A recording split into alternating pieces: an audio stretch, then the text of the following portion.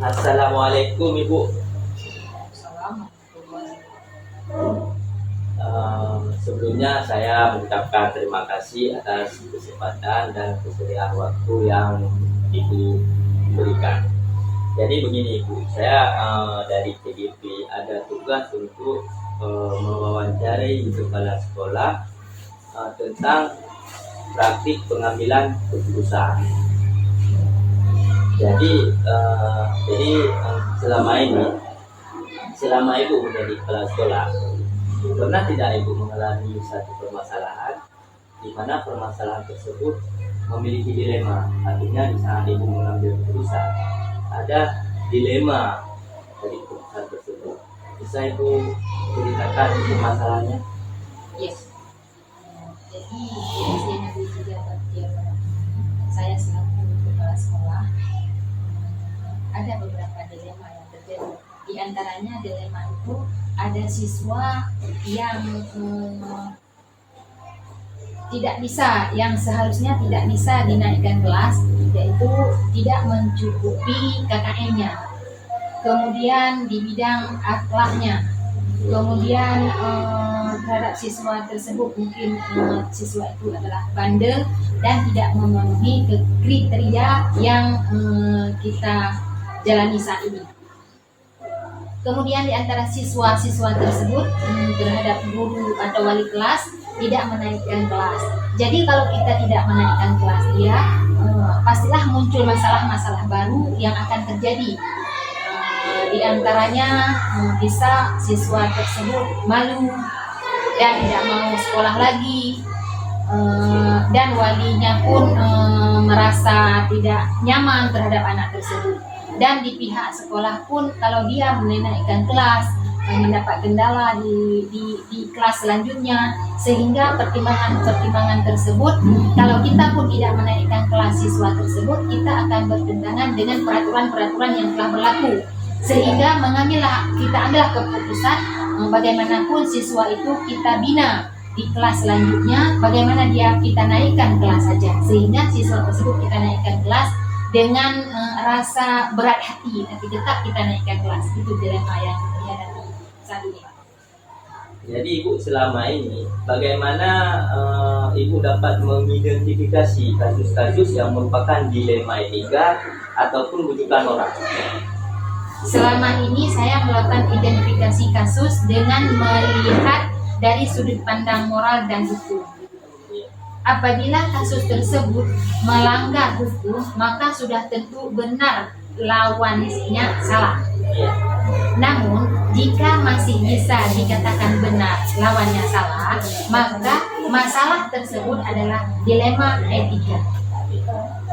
Jadi selama ini Ibu, bagaimana Anda menjalankan pengambilan keputusan di sekolah Anda, terutama untuk kasus-kasus di mana ada dua kepentingan yang sama-sama benar ataupun sama-sama mengandung nilai kebijakan. Selama ini saya menjalankan pengambilan keputusan dengan melakukan berbagai pertimbangan yang matang, di mana yang paling benar dan keputusan tersebut menguntungkan banyak orang, tidak ada yang dirugikan satu sama lainnya. Jadi langkah-langkah ataupun prosedur seperti apa yang bisa Anda lakukan selama ini?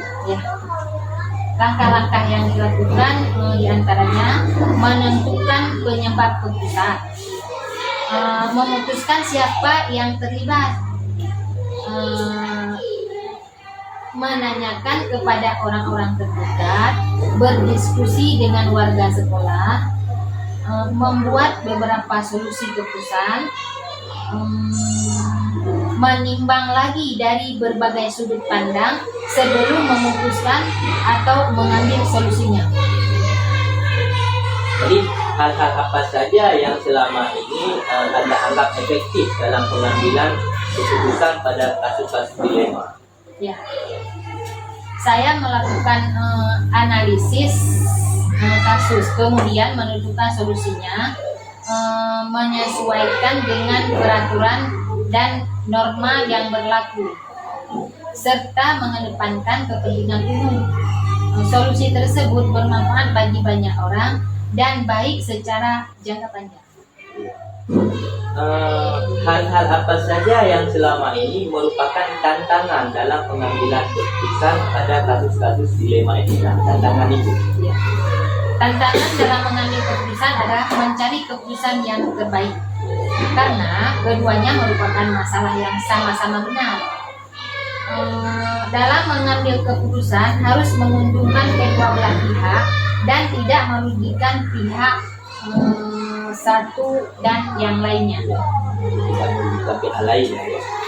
Apakah Ibu memiliki sebuah tata kelola atau jadwal tertentu dalam sebuah penyelesaian dalam sebuah kasus dilema etika? Apakah ataupun Anda langsung menyelesaikannya di tempat atau memiliki sebuah jadwal tertentu? Ya, untuk memutuskan masalah yang ringan biasanya langsung saya putuskan. Jika masalah itu berat, saya melakukan sesuai dengan langkah-langkah yang telah saya jelaskan tadi. Adakah seseorang yang ataupun faktor-faktor apa yang selama ini mempermudah atau membantu Ibu dalam pengambilan keputusan dalam kasus-kasus dilema etika? Ya. Dalam mengambil keputusan, saya selalu mengajak warga sekolah atau stakeholder, wali murid, orang-orang yang mempunyai kedekatannya profesional dengan orang yang mengalami permasalahan. Jadi banyak yang membantu dalam mencari alternatif solusi-solusi yang ada. Mungkin ini pertanyaan terakhir, Bu, ya. Dari semua hal yang telah disampaikan, pembelajaran apa yang dapat Ibu petik dari pengalaman Anda mengambil keputusan tentang dilema etika ini? Ya. Jadi pelajaran yang dapat saya ambil, yang pertama, saya menjadi lebih bijaksana dalam menganalisis sebuah permasalahan untuk dijadikan pertimbangan dalam menentukan solusi yang tepat dan terbaik di saat itu. Iya, Bu, mungkin itu yang bisa pertanyaan yang saya ajukan, Bu. Terima kasih atas waktunya, Bu. Ya, sama-sama. Assalamualaikum. Waalaikumsalam warahmatullahi wabarakatuh. Assalamualaikum, Bapak. Waalaikumsalam warahmatullahi wabarakatuh. Sebelumnya saya mengucapkan terima kasih atas kesediaan dan kesempatan yang jadi Bapak, saya sebagai seorang calon guru kelurahan memiliki tugas untuk mewawancarai kepala sekolah dalam praktik pengambilan keputusan. Jadi di sini saya akan mewawancarai Bapak di sekolah Bapak ini dalam hal praktik pengambilan keputusan. Jadi begini, Bapak. Selama menjadi kepala sekolah di yayasan ini, pernah tidak Bapak mengalami suatu permasalahan di mana permasalahan tersebut mengandung dilema? Artinya Bapak dalam pengambilan keputusannya terjadi dilema. Bisa Bapak ceritakan masalahnya dan penyelesaiannya? Terima kasih Bapak. Sebenarnya yang pertama sekali saya ucapkan terima kasih atas dukungan Bapak yayasan kami. Beginilah keadaan kami. Ya. Kami baru berdiri ya. Ini tentang sentana. Setiap daripada perkumpulan itu pasti ada permasalahan. Jangankan perkumpulan banyak orang, di keluarga kita Tidak ada masalah ya. tapi bagaimana kita menyikapi dan solusi yang harus kita ambil, itulah yang sangat memerankan kita. Yang pertama sekali, kalau kami biasa berbuka, yang pertama ada dua masalah. Yang pertama ada pondok salafnya, yang kedua ada sekolah, ada etik. Berarti modern, pasal modern ya, kembali ya. Jadi permasalahan yang banyak kita kita temui di dalam yayasan ini adalah tentang sebenarnya, tapi yang akan saya jelaskan hari ini tentang kedisiplinan siswa yang sekolah. Ya. Yang pertama sekali tentang apa namanya izin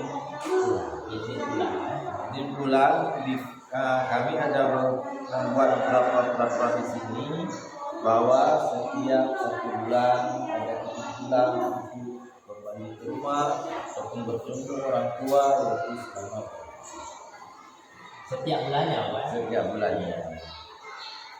Kalau tidak mengambil bulan ini, untuk bulan kedepannya bisa kita beri tempat. Pak Hadi. Ya, itulah kondisi sekarang.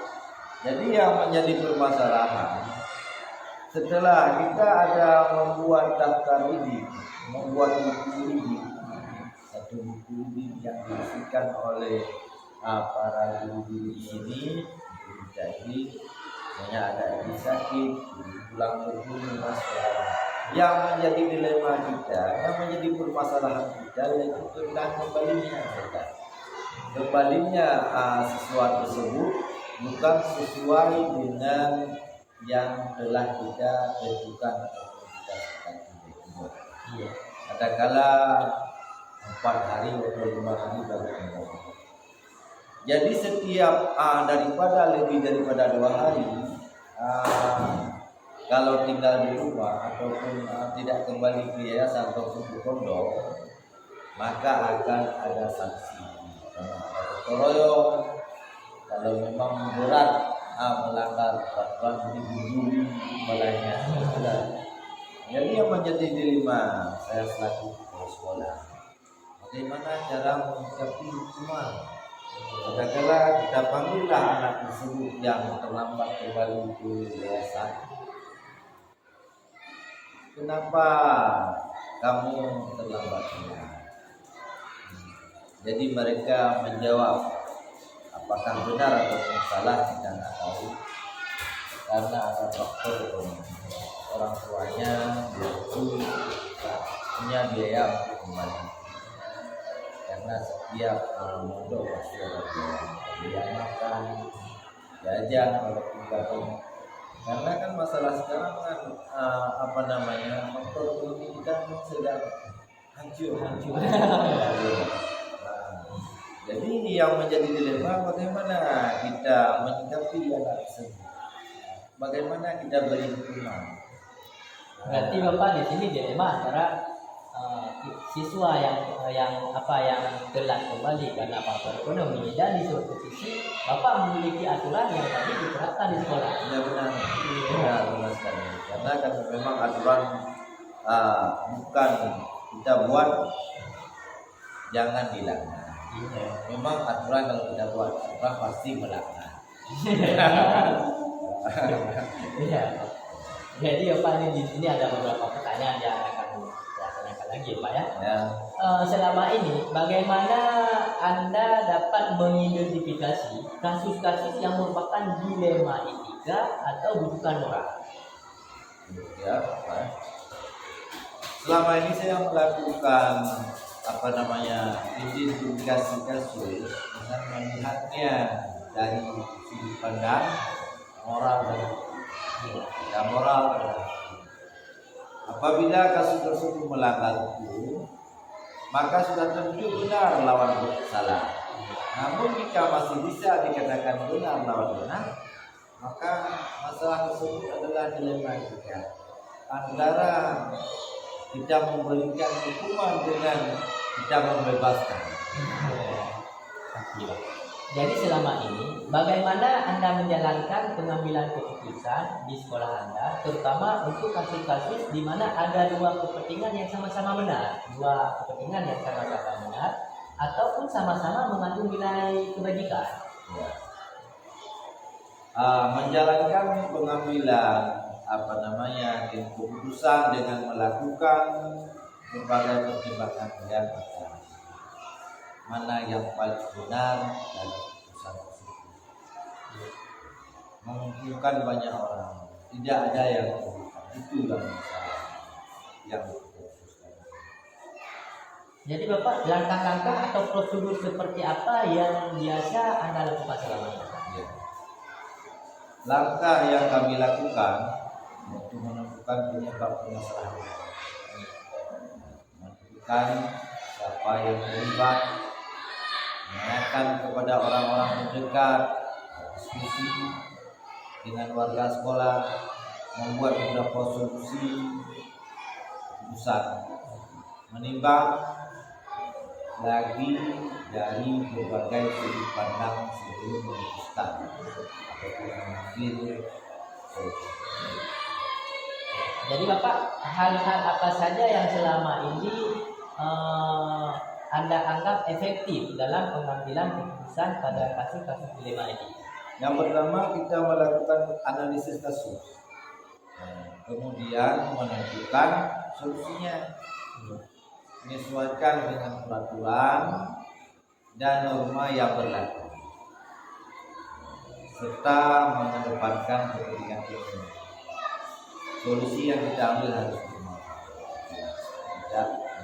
ataupun bermanfaat bagi orang banyak dan baik secara jangka.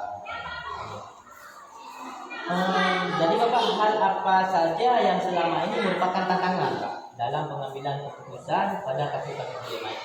Tantangannya ya, sebenarnya tantangannya banyak. Tapi tantangan dalam mengambil keputusan adalah menjadi keputusan yang terbaik. Iya. Mana yang terbaik bagi yang bermasalah. Karena keduanya merupakan masalah yang sama-sama benar.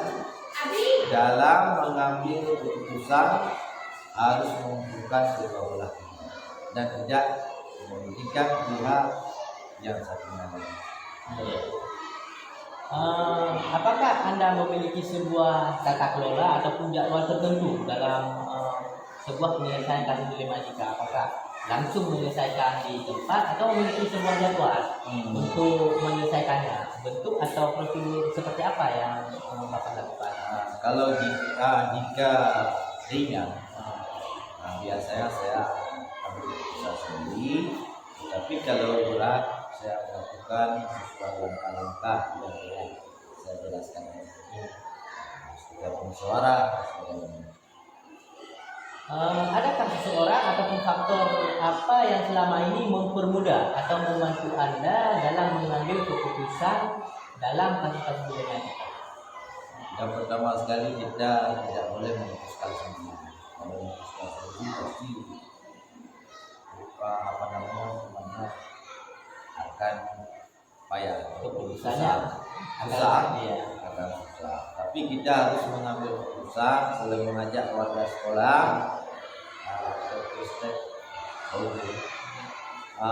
wali murid, orang-orang yang mempunyai kedekatan personal dengan orang-orang yang